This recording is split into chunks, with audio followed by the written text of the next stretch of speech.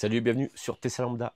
Aujourd'hui, dans cette vidéo, on va parler d'une application. Alors, ça va être vraiment pour Tesla et pour les possesseurs d'iPhone. Voilà, désolé pour les autres, il y aura d'autres vidéos plus tard. D'ailleurs, je vais parler de l'Opel Corsa. On va faire un petit résumé de ce que l'on pense de la Corsa et de voir un petit peu ses capacités au bout de 4 ans et demi et 86 000 km. Là, aujourd'hui, on va parler de l'iPhone et de la possibilité de mettre l'application Tesla dans des widgets, tout petits ou un peu plus gros, où du coup, on arrive à voir l'évolution de la charge, le pourcentage de la batterie, et d'autres choses directement en regardant son téléphone sans ouvrir l'application Tesla.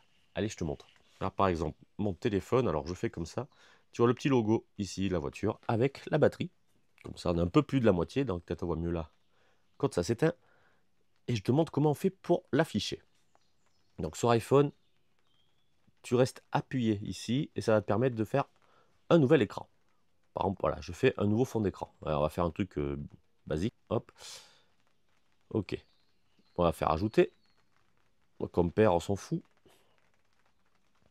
Donc là, par exemple, il y a des, en fait, ça s'appelle des petits widgets. Tu vois, le widget en haut, moi, je veux les modifier. Donc, je fais comme ça. Tu fais personnaliser. Et là, on va enlever ce qu'il y a. Hop, hop, hop. Voilà. Donc, moi, je veux rajouter un widget ici, la voiture. Donc, je cherche l'application Tesla. Tu vois, il y a déjà ici. Si jamais tu l'as pas, tu vas tout en bas dans les applications. Tu vois, Tesla. Tu cliques dessus. Et tu peux mettre, donc, soit un widget en tout petit, soit un gros. Donc, je te montre le petit, c'est ce que j'avais tout à l'heure. On va faire OK. Voilà. Et là, tu as le petit logo de la Tesla. Et bien entendu, quand tu vas cliquer dessus, ça va ouvrir l'application Tesla. Forcément. Donc là, ma musique, on s'en fout. Ah merde, attends, je remets en verrouillé. Et si tu mets en grand, alors là, je vais remodifier. Ah oui, il faut qu'il me regarde mon téléphone. Hop là. Personnaliser. Ici, le widget, je rajoute Tesla. Mais je vais prendre, donc je vais sur Tesla. Et je vais le prendre en grand cette fois-ci. Et là, tu vas voir, OK. Merde. Là est marqué blanche, 64. Alors blanche, c'est dans ma voiture, normal, elle est blanche, trop facile. Et avec carrément écrit en chiffres, donc c'est beaucoup plus visible, le pourcentage de batterie. Donc là, c'est ce que tu peux avoir sur ton écran verrouillé. Maintenant, on va s'occuper de l'écran déverrouillé de l'iPhone. Donc voilà, par exemple ici, je veux rajouter un widget. En réalité, tu restes appuyé sur l'écran. En haut, tu as plus. Si tu le constates, tu fais plus et tu fais ajouter un widget. J'espère que tu vois. Alors, je prends un grand widget, je cherche l'application Tesla. Tu vois, Tesla. Et là, tu as le choix. Un petit widget carré ou un grand widget. Voilà, maison, évidemment. Moi, j'ai pas accès à ça, mais voilà. Par exemple, si tu prends le petit, on va faire le petit. Ajouter le widget, le logo avec la voiture et l'adresse, super. Donc là, je rajoute un widget. Encore une fois, Tesla. Et je vais prendre le grand. Je vais y arriver. Et donc, tu peux le constater. Il est ici. Et là, on a bien entendu les logos pour ouvrir la voiture, déverrouiller la porte. Putain, je l'ai fait à l'instant. Déverrouiller la portière.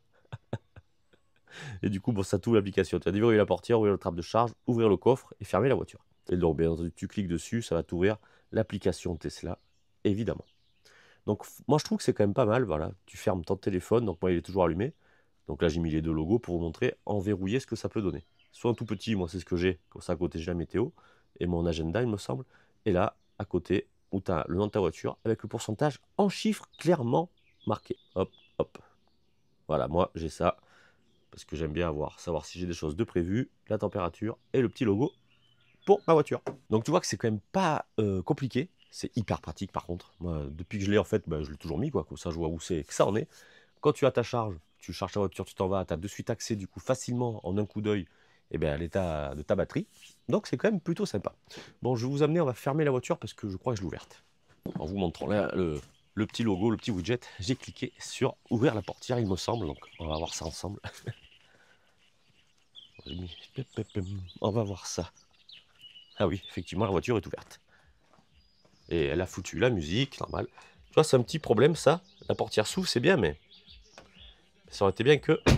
Voilà. Tu peux pas la refermer à distance. Donc comme je disais, des fois tu t'appuies sur le bouton de l'application ouverture et t'es comme un con parce que si t'es pas à côté de ta voiture, tu ne peux pas la refermer. Ça, tu vois, c'est le petit côté négatif. Bon voilà, j'espère que cette vidéo vous aura plu. N'hésitez pas à partager, liker, abonnez-vous évidemment si ça vous dit. Et à la prochaine sur Tesla Lambda. Et je vous dis, il y a une vidéo qui se prépare où on va parler un peu de l'Opel Corsa. Et 86 000 km, donc on va parler de son état de santé de la batterie avec une application. Et on va rouler, voir un peu ce que ça donne sur la route. Allez, salut!